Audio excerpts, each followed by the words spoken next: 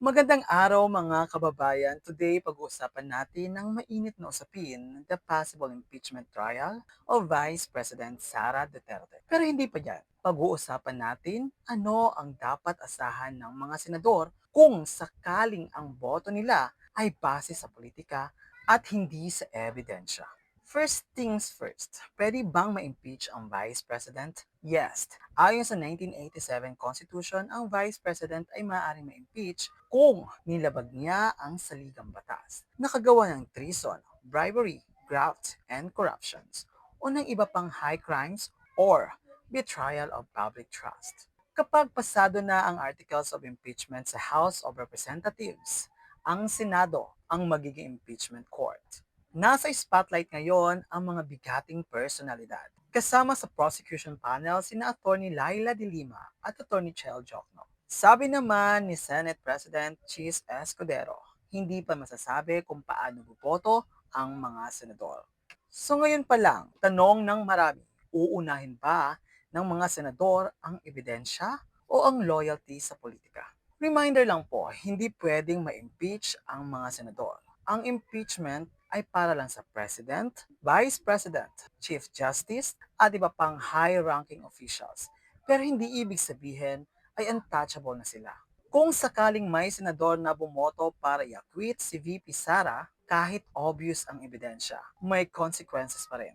Senate Ethics Committee, pwedeng imbestigahan, expulsion by two-third votes ng Senate.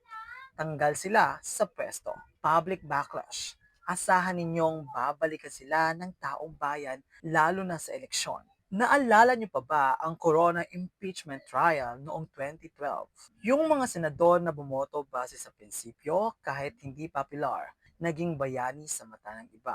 Yung mga bumoto dahil lang sa politika, naban nung sumunod na mga eleksyon o nawala na ang tiwala ng publiko. Ang lesson, isang boto lang yan. Pwede nang buuin o sirain ang karir ng isang senador.